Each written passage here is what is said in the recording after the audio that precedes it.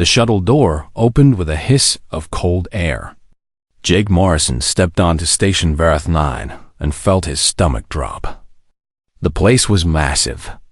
Through the transparent walls, he could see stars stretching forever in every direction. Ships moved like tiny insects around the station's spinning rings. Thousands of beings from dozens of worlds lived and trained here. Jake was the first human to ever set foot in this place. He carried a single bag over his shoulder. His uniform was new and stiff. The patch on his arm showed Earth, a small blue marble that most species in the galaxy had never heard of until 5 years ago. First contact had changed everything. Now humanity was trying to prove it belonged among the stars. Jake was part of that proof. A tall creature waited for him at the end of the docking bridge. It stood on 4 legs and had scales the color of dark copper. 4 arms folded across its chest. Its eyes were yellow with black slits, and they studied Jake like he was something strange and possibly dangerous. "Private Morrison," the creature said. Its voice was deep and rough. "I am Commander Voss. I lead Gamma Company. You belong to me now." Jake saluted. "Sir, ready for duty, sir." Voss made a sound that might have been a laugh. "We will see about that, human. Follow me." They walked through corridors filled with aliens. Jake had seen pictures and videos during his training on Earth, but nothing prepared him for the reality. Creatures with too many eyes. Beings made of what looked like living stone. Things that floated instead of walked. Some of them stopped to stare at Jake. He heard whispers in languages he did not understand. Voss led him to a large room filled with bunks. Several aliens were already inside. They turned to look as Jake entered. "This is your unit," Voss said. "Learn to work with them or fail. I do not care which." The commander turned and left without another word. Jake stood alone facing his new companions. The first one to approach was enormous. It looked like an insect from Earth's nightmare's hard black shell. Multiple limbs, eyes that reflected light like dark mirrors.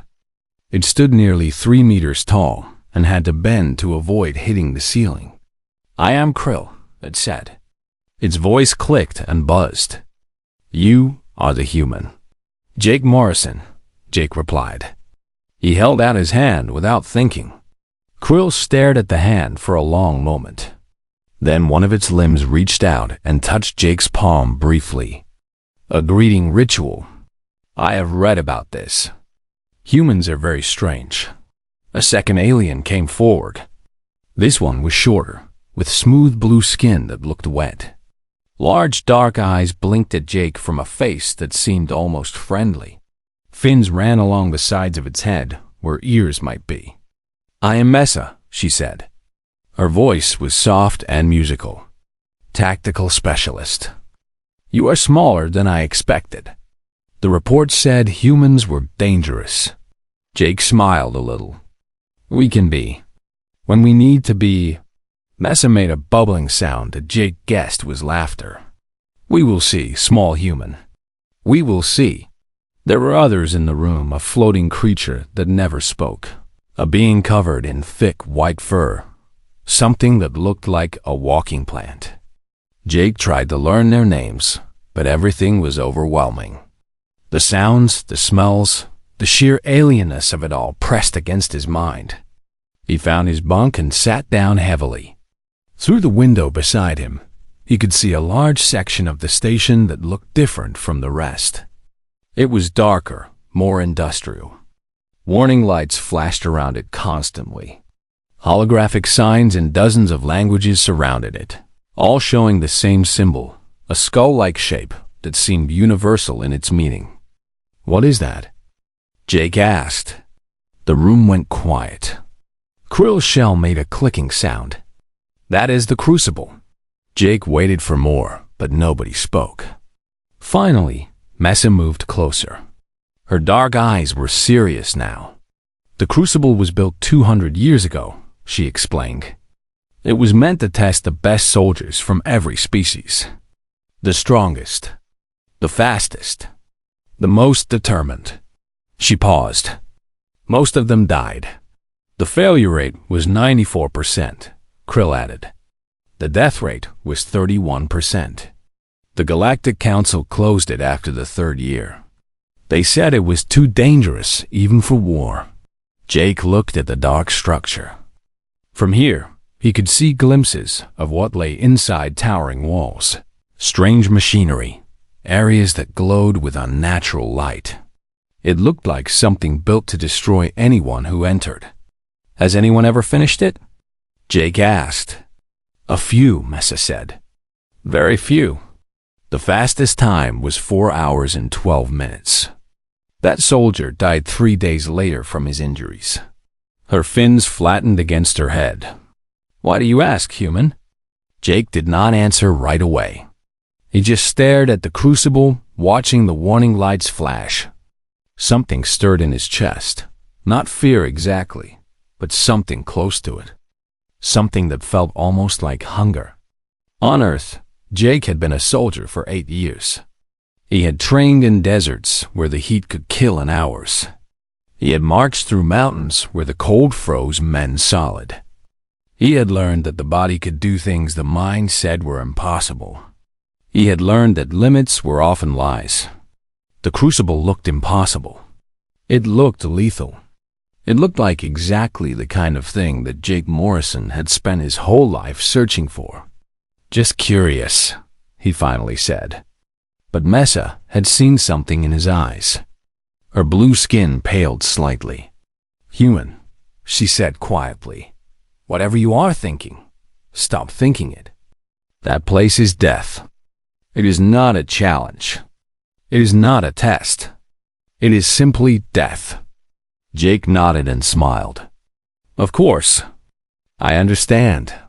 He did not understand. Or rather, he understood something that Mesa and Krill and all the others could not. Humans had a different relationship with death. They did not avoid it, they danced with it. They pushed against it. They used it as a measuring stick for life. That night, while his alien companions slept, Jake lay awake staring at the crucible through his window. The warning lights painted his face in red and yellow. 3 weeks, he thought. 3 weeks to learn this place. 3 weeks to prepare. Then he would show them what a human could do. Outside, the crucible waited in silence. It had killed hundreds of the galaxy's finest warriors. It had broken species bred for war. It stood as a monument to the limits of flesh and will. It did not know that limits meant something different to humans. It did not know that it was about to meet Jake Morrison. Jake learned quickly that Gamma Company was in trouble. They were a mixed unit, which meant soldiers from many different species working together. The idea sounded good. The reality was a disaster. Krill was strong. He could lift weights that would crush a human flat. But he was slow in tight spaces, and his eyes could not track fast movement well. Mesa was smart and quick, but she needed to stay wet or her skin would crack and bleed. The floating creature, who was called simply 4, could move through any space, but could not carry equipment. The furry one, named Brock, was fast but panicked in open areas. Every species had strengths. Every species had weaknesses. And nobody knew how to work together. Jake tried. He trained hard, learned every exercise, scored well in every individual test. But individual scores did not matter. Gamma Company was judged as a unit, and as a unit, they were failing. Commander Voss called them to the training yard after their latest disaster. The evaluation had been a simple combat exercise: move through a building, secure 3 points, extract without casualties. Alpha Company, the best unit in the academy, had finished in 11 minutes with no injuries. Gamma Company had taken 43 minutes and lost 2 members to simulated death. Voss stood before them. His yellow eyes were cold. "You are an embarrassment," he said. His voice was flat and hard. "Every unit in this academy knows that Gamma Company is the worst. They laugh at you. They pity you. He paused. They pity me for having to lead you. Nobody spoke. Jake felt the shame burning in his chest, even though he had performed well. It did not matter. They failed together or succeeded together. That was the rule. In 2 weeks, the final evaluation begins, Voss continued. If your scores do not improve dramatically, Gamma Company will be disbanded. You will be reassigned to non-combat roles. Supply ships, maintenance crews, garbage collection. His scales rippled with disgust. You will never see battle. You will never earn honor. You will be nothing. He turned and walked away, leaving them standing in silence. That night, the barracks were quiet. Mesa sat in her water tank, staring at nothing. Krill had not moved from his corner in hours. Brock made small whimpering sounds in his sleep. The mood was dark and heavy, like a weight pressing down on everyone. Jake lay on his bunk. Thinking, he thought about the Crucible. For 3 weeks, he had watched it through his window every night. He had studied what little information he could find about it. He had learned the layout, the obstacles, the dangers, the gravity zones that could crush bones, the live-fire corridors where real weapons shot real bullets, the toxic chambers, the ice walls, the vacuum sections. It was designed to kill. That was its purpose. Not to test soldiers, to destroy them. To find the absolute limit of what any being could survive, and push past it. Jake had spent his whole life searching for his limits. He had never found them. Maybe, he thought, the Crucible could show him where they were, and maybe, just maybe, running that course would teach him something. Something he could bring back to his unit. Something that could save Gamma Company. He got up from his bunk and walked out of the barracks. Commander Voss had a private office near the training grounds. Jake found him there, working on reports under a single harsh light. The reptilian commander looked up when Jake entered. His eyes narrowed. Private Morrison. It is late. What do you want? Jake stood at attention. His heart was beating fast, but his voice was steady. Sir, I want to request access to the Crucible. The silence that followed was total. Voss stared at Jake as if he had spoken in a language that made no sense. Then his scales began to ripple, not with disgust this time, but with something that might have been shock. You want what? The Crucible, sir? I want permission to run it. Voss stood slowly. He moved around his desk until he was standing directly in front of Jake. Even standing on 4 legs, he towered over the human. Do you understand what you are asking? The Crucible has killed 307 soldiers. Species bred for war. Genetically enhanced warriors. Beings with natural armor, with multiple hearts, with healing abilities beyond anything your species possesses. His voice dropped lower. And you, a soft, fragile human, want to run it for training? Yes, sir. Why? Jake had prepared for this question. He pulled out a small datapad and handed it to Voss.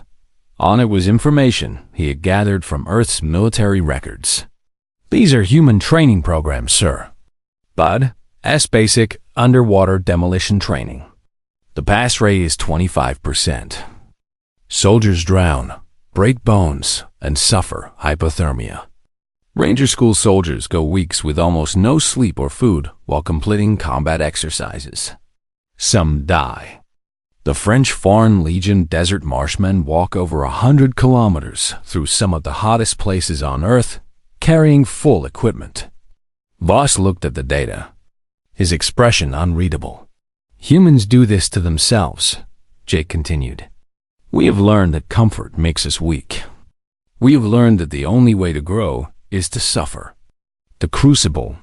He paused, gathering his thoughts. The Crucible is the hardest thing I have ever seen. If I can run it, I will learn my limits. I will understand exactly what my body and mind can do. And then I can teach that to my unit. Voss was quiet for a long time. The datapad glowed in his clawed hands. "You will die," he finally said. "I am not saying you might die. I am saying you will die. No human has ever attempted the crucible. Your species is not built for it." Jake met his eyes. "Sir, with respect, my species is built for exactly this. We are endurance hunters. Our ancestors chased prey across entire continents until the prey dropped dead from exhaustion. We survived ice ages, famines, wars, and plagues. We did not survive by being comfortable. We survived by being too stubborn to die."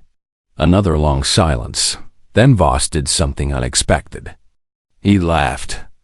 It was a harsh, rattling sound, but it was definitely a laugh. "You are insane," the commander said. "All humans are insane. I have read the reports about your species, but I did not believe them until now." He set down the datapad. "The crucible is technically still operational. You would need to sign 17 liability waivers. If you die, Earth cannot hold the Academy responsible." "I understand. Sir, if you are injured, you may be removed from active training permanently." "I understand. Sir." Voss shook his head slowly. "Then report to the crucible entrance at dawn, Private Morrison. I will have the waivers ready." He moved back behind his desk. "I hope your species enjoys funerals. Yours will be well attended." Jake saluted and left the office. By morning, the entire station knew. The human was going to attempt the crucible. Bets were placed in every barracks, every common area, every ship docked at the station. Most people bet on how far Jake would get before needing rescue. Some bet on which obstacle would kill him. A few, mostly those who had read about humans, bet on something else entirely. They bet that Jake Morrison would do the impossible. They just did not know how impossible it would be. The entrance to the crucible was a single metal door, 3 meters tall and 1 meter wide. Warning signs covered every surface around it. Holographic skulls floated in the air, flashing in 100 different languages. The message was clear in all of them. Death waits inside. Jake Morrison stood before the door at dawn. He wore a standard combat suit, thin armor that would protect against small impacts, but nothing more. He carried no weapons. The crucible was not about fighting. It was about surviving. Behind him, a crowd had gathered. Hundreds of aliens filled the observation platforms that surrounded the course. More watched through screens throughout the station. Krill was there, his black eyes fixed on Jake. Mesa floated in a portable water tank, her fins pressed flat with worry. Even Commander Voss had come, standing apart from the others with his arms crossed. A mechanical voice spoke from hidden speakers. "Challenger identified. Private First Class Jake Morrison. Human, Earth. Previous human attempts, 0. Estimated survival probability, 4%. Medical teams are standing by. Do you wish to proceed?" Jake took a deep breath. The air tasted like metal and fear. "Yes," he said. The door opened. Beyond it lay 3 kilometers of engineered nightmare. Jake stepped inside, and the door slammed shut behind him.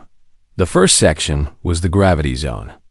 The floor was marked with colored lines: green for normal gravity, yellow for double, red for triple, black for zones where gravity could spike to 10 times normal without warning.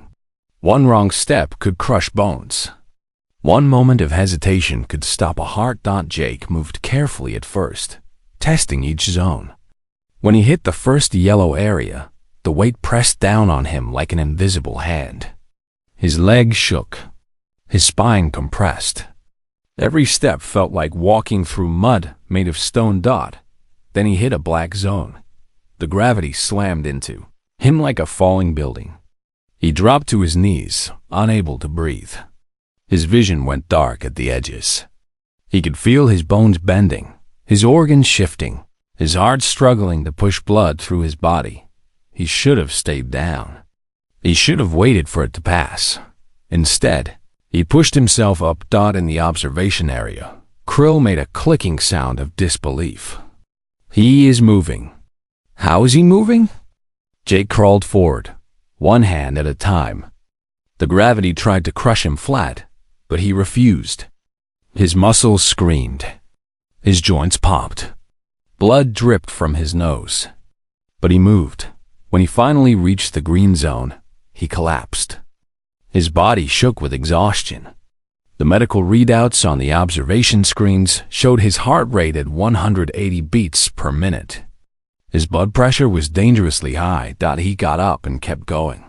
The second section was the live fire corridor. Actual weapons mounted on the walls and ceiling, firing actual ammunition in complex patterns. The rounds were small, designed to wound, not kill, but enough hits would end any run. Jake studied the pattern for 30 seconds. Then he ran. He moved like water flowing through rocks. Bullets missed him by centimeters. He slid, jumped, rolled, and dove. When a round caught his shoulder, he did not stop. When another grazed his leg, he did not slow down. Blood stained his suit, but his feet never stopped moving. On the observation platform, Mess's water tank bubbled with her rapid breathing. He is reading the patterns. He is predicting where the shots will go. How? The patterns change every 12 seconds. He is not predicting them, Commander Voss said quietly. His yellow eyes were wide. He is reacting to them. His body is moving before his mind understands why. He paused. I have only seen that speed in species bred for hunting. The third section was the toxic chamber. Clouds of colored gas filled a long tunnel. Some gases would burn skin. Some would destroy lungs. Some would cause blindness. The only way through was to hold your breath and run. Jake took one deep breath and plunged into the cloud. His skin began to burn almost immediately. His eyes streamed with tears. He could feel the gas trying to force its way into his mouth, his nose, any opening it could find. His lungs screamed for air. He did not breathe. He ran faster. When he burst out the other side, his skin was red and blistered. His suit was smoking. He dropped to his knees and vomited. But he was alive. 1 hour down. Half the course completed. The fourth section was the razor wire crawl. A 50-meter stretch of electrified mud under a ceiling of sharp metal wire. The only way through was flat on your belly, dragging yourself forward while electricity shocked your body and wire cut your back. Jake dropped into the mud and began to crawl. The electricity hit him in waves, painful but not deadly. The wire sliced through his suit and into his flesh. Blood mixed with mud as he pulled himself forward, inch by inch.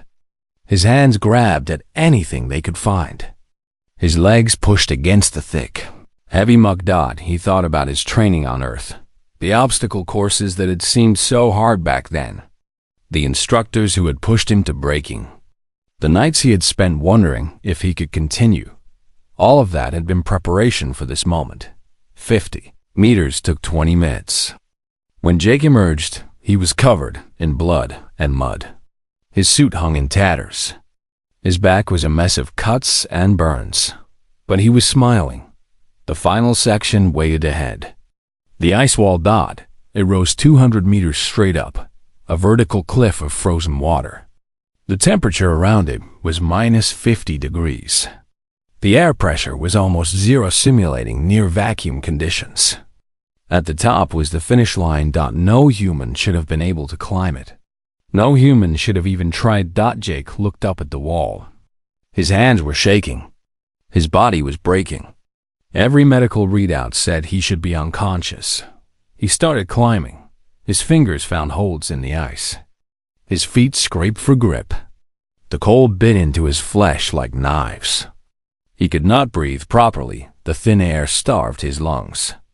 Ice formed on his eyelashes, his lips, the blood that still leaked from his wounds. Meter by meter, he climbed. On the observation platform, nobody spoke. Nobody moved. Hundreds of aliens watched in complete silence as the small, broken human dragged himself up the impossible wall. Krill's voice finally broke the silence. He's dying. The readouts show his core temperature dropping. His heart is failing. He cannot survive this. And why is he still climbing? Mesa whispered. Commander Voss had no answer. He just watched. Jake's mind had gone somewhere else. He was not in his body anymore. He was in a place beyond pain, beyond fear, beyond thought. There was only the next hold, the next push, the next inch of progress. His hand found the top of the wall. He pulled himself over the edge. He collapsed on the platform at the top, unable to move. Warning lights flashed as medical drones rushed toward him. His heart had stopped beating twice during the climb. His body temperature had dropped to dangerous levels. Half his blood seemed to be outside his body, but he was across the finish line. The time displayed on every screen throughout the station: 2 hours, 47 minutes. The previous record set by a genetically enhanced warrior who had died from his injuries was 4 hours, 12 minutes. Jake Morrison had beaten it by nearly 90 minutes. In the observation area, chaos erupted. Aliens shouted, screamed, and made sounds of disbelief in 100 languages. Mets were called in. Credits changed hands. Some beings simply stood in silence, unable to process what they had witnessed. Commander Voss remained still. His scales rippled slowly. What have we invited into this galaxy? He murmured to himself. In the medical bay, Jake Morrison woke up surrounded by doctors and machines. His body was wrapped in healing patches. Tubes fed him fluids and medication. The first thing he said made every alien in the room go silent. I need to work on my transitions. The gravity zone slowed me down too much. He tried to sit up, failed, and lay back down. I will do better tomorrow. Tomorrow. The human intended to run the lethal course again, and again, until he got it right. Jake ran the Crucible the next day, and the day after that, and every day for 2 weeks. The station's doctors could not believe what they were seeing. After the first run, Jake's body had been broken. 3rd-degree burns, deep cuts, internal damage, frostbite on his fingers and toes. Any other species would have needed weeks to recover. Some would never have recovered at all. Jake was back on his feet in 16 hours. The human body, the doctors discovered, did something strange when damaged. It did not just heal, it overcompensated. Muscles that were torn rebuilt themselves stronger. Bones that cracked grew back denser. Skin that burned became tougher. Every injury made Jake more resilient. Impossible, the chief medical officer said, staring at Jake's charts. This defies biology. His body is treating damage as an instruction to improve. We call it adaptation, Jake said from his bed, already preparing for his next run. Where I come from, we have a saying, what does not kill you makes you stronger. The alien doctor's tentacles curled with confusion. That makes no sense. Damage is damage. Death is death. There is no benefit to nearly dying. Jake smiled. Tell that to my ancestors. They survived ice ages, plagues, and predators that should have wiped them out. They did not survive by being comfortable. They survived by getting hurt and coming back harder. The next day, he ran the Crucible again. His time dropped to 2 hours, 31 minutes. Then 2 hours, 18 minutes. Then 2 hours flat. Each run taught him something new. He learned the rhythm of the gravity zones, how to surf between the pressure waves instead of fighting them. He learned the patterns of the live-fire corridor, how the guns reset and where the blind spots were. He learned to hold his breath longer, climb faster, crawl smarter. He learned that his body had no limits, only barriers, that could be broken with enough will. Word spread across the galaxy. The human from Earth was running the lethal crucible every day like it was a morning jog. Videos of his runs were shared on thousands of worlds. Military commanders watched in disbelief. Scientists argued about whether the footage was real. The Galactic Council sent observers. High Command sent analysts. Reporters requested interviews that Jake declined. He did not care about fame. He cared about getting better, but something else was happening. Something Jake had not expected. Gamma Company was changing. It started with Krill. The huge insectoid began requesting extra training sessions. He wanted to push his body, to test his limits the way Jake tested his.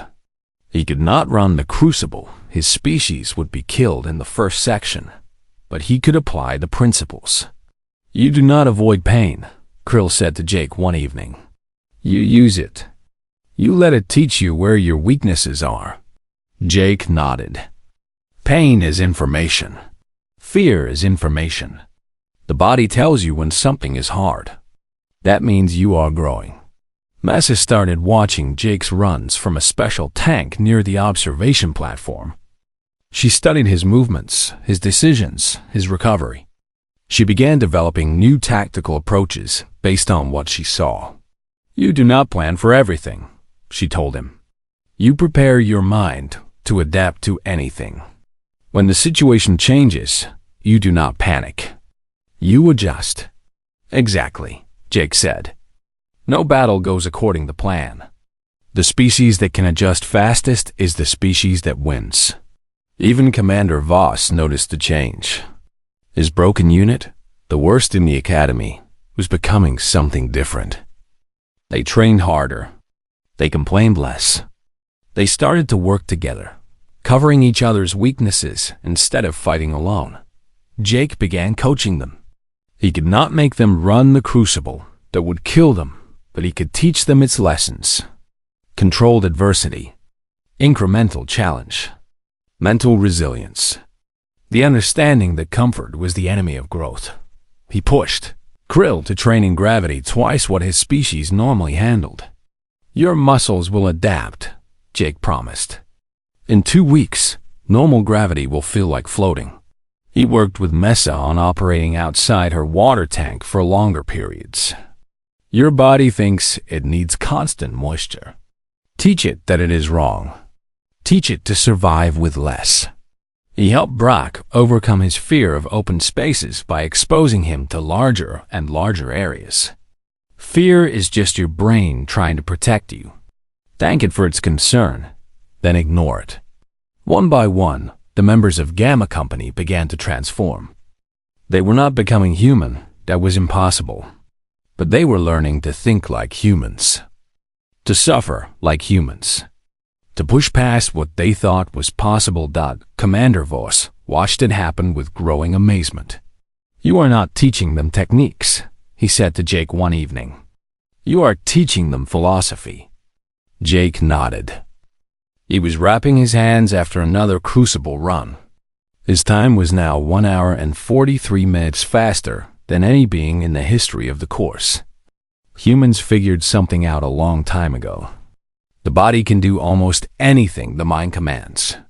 But most species, most humans, to never command much. They stop when things get hard. They quit when things hurt. He finished wrapping and flexed his fingers. The crucible teaches you that hard and painful are not the same as impossible. Once you really understand that, everything changes. Voss's scales rippled slowly.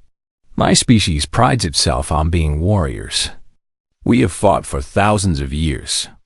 We believed we understood conflict." He paused. "We understand nothing. You humans, you do not fight your enemies. You fight yourselves. You find the hardest thing you can imagine, and you attack it until you win or die. Usually both," Jake said with a small smile. The day before the final evaluation, Jake gathered Gamma Company together.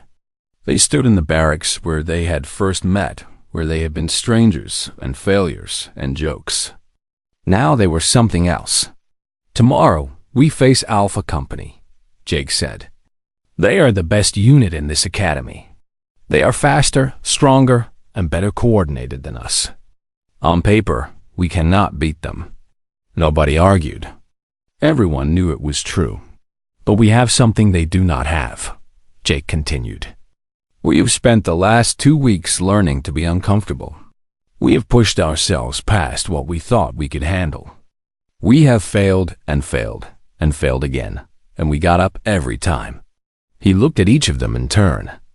Alpha Company has never failed. They have never had to struggle. They do not know what to do when things go wrong. Krill's shell clicked. You want us to make things go wrong. I want us to survive the chaos, Jake said. Alpha Company will expect a clean fight. We are going to give them something dirty and ugly and confusing.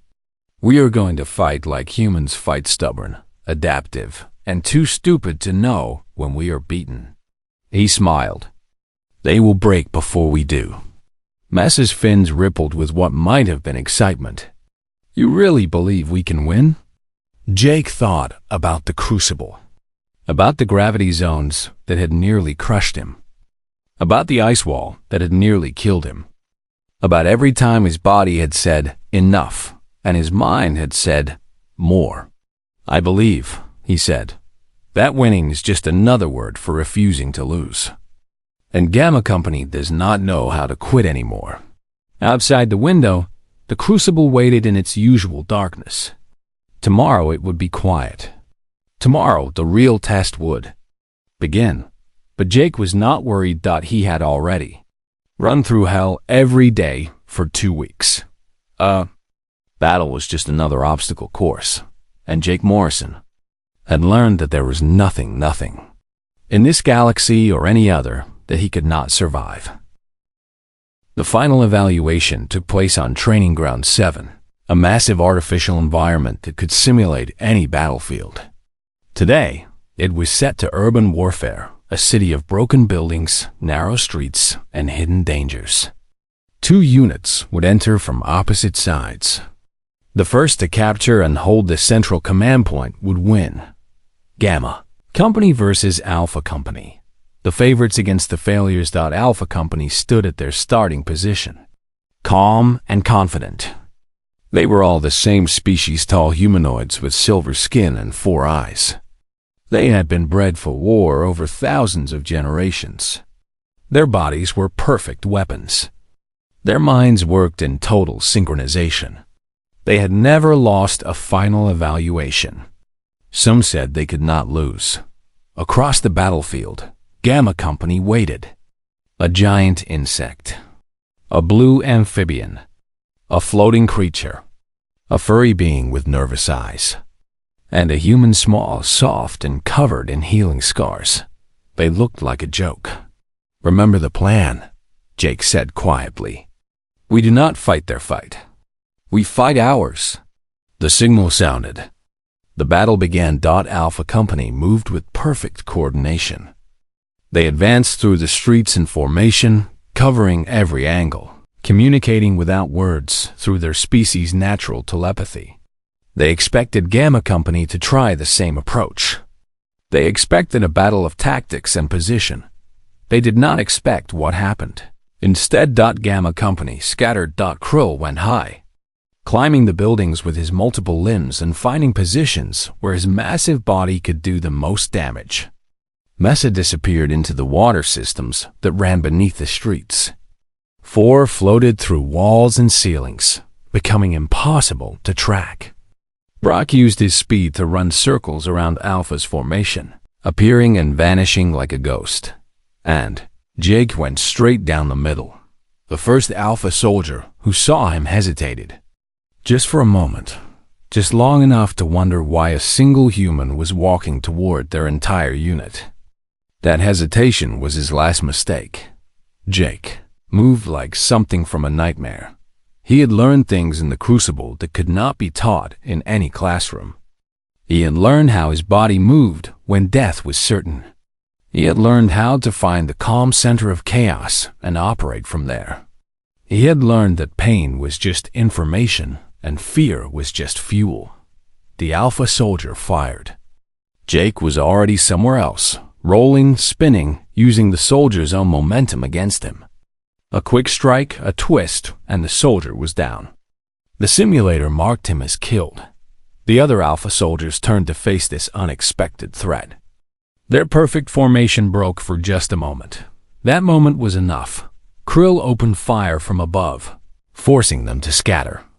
Mesa emerged from a drain, pulling one soldier underwater. 4 passed through a wall and disrupted their communications array. Brock appeared from nowhere, grabbed their supply pack, and vanished before anyone could react. Chaos. Pure, beautiful chaos. Crucible Protocol, Jake said into his communicator. It was the signal they had trained for. It meant no more plans, no more formations, no more rules. Survive and adapt. Fight like your life depends on it. Fight like humans fight. The battle became something Alpha Company had never experienced. They were stronger, faster, and better equipped. But strength meant nothing when you could not find your enemy. Speed meant nothing when every corner held a surprise. Equipment meant nothing when a floating alien had stolen half of it while you were looking the other way. Alpha Company tried to regroup. Gamma Company would not let them. Every time they formed up, something disrupted them.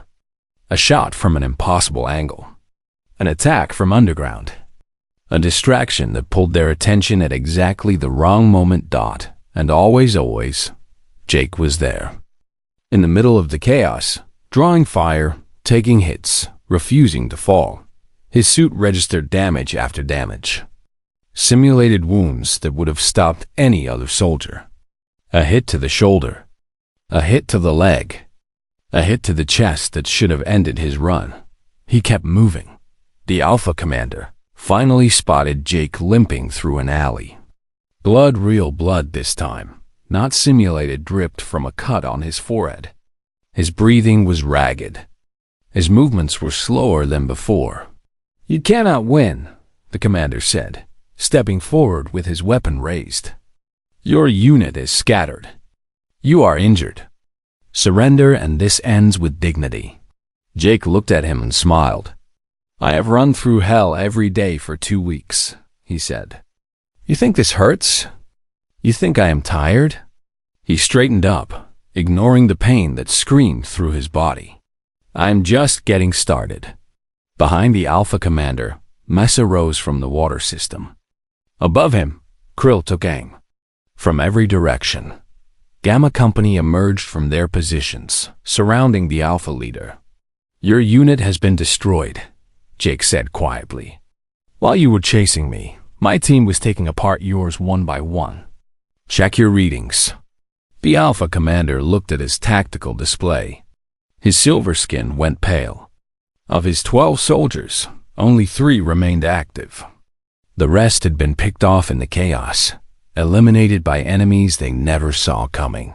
"The command point," he whispered. "While we were focused on you.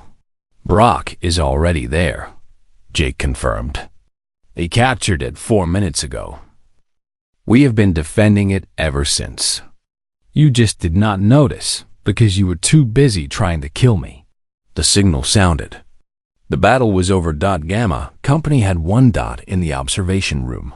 Commander Voss stood among the other instructors and watched the results display.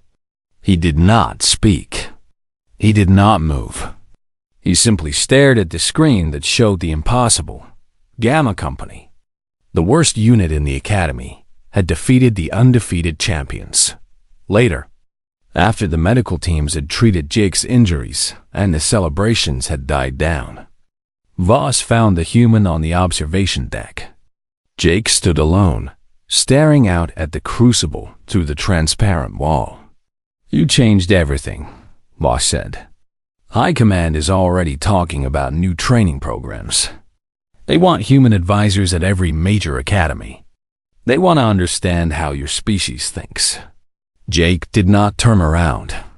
His eyes stayed on the crucible, the monument to death that had become his daily training ground. "We are not special," he said quietly. "Humans are not stronger than other species. We are not faster or smarter. We do not have natural weapons or armor. For most of our history, we were prey. Then what makes you different? Voss asked. Jake was silent for a long moment. When he spoke, his voice was thoughtful. We learned something, he said. Back when we were weak, back when everything on our planet wanted to kill us, we learned that the thing trying to destroy you is also your greatest teacher. Survive the lesson and you become something new. He finally turned to face Voss. Every human carries that knowledge in their bones. We do not just survive adversity, we seek it out. We build it. We run toward the things that might kill us because that is where growth lives. Voss's scales rippled slowly. And when there is nothing left that can kill you? When you have conquered every challenge. Jake smiled. It was a strange smile, tired and fierce and hungry all at once. Then we built something harder. Behind them, through the observation window, station engineers were already gathering around the crucible. Jake had given them detailed notes on the course's weaknesses. He had suggestions for improvements, for new obstacles, for challenges that even he could not yet survive. The Crucible Mark II was already being designed. This time, with human input. As Voss walked away, he carried with him a new understanding of the species that had joined the galaxy. Humans were not warriors, not in the traditional sense. They were not predators. They were something stranger, and perhaps more terrifying. They were the species that looked at the impossible and saw only a ladder. They were the species that ran toward death to see who would blink. First, they were the species that survived, not despite the things that tried to kill them, but because of them. And now, they were among the stars. The galaxy would never be the same. In the observation deck, Jake Morrison turned back to watch the engineers working on the crucible. His body ached. His wounds were still healing. His muscles burned with the memory of 1,000 impossible challenges. He was already thinking about tomorrow's run. After all, the new course would not design itself, and Jake Morrison had learned that there was always another level of impossible waiting to be conquered, that he could not wait to find it.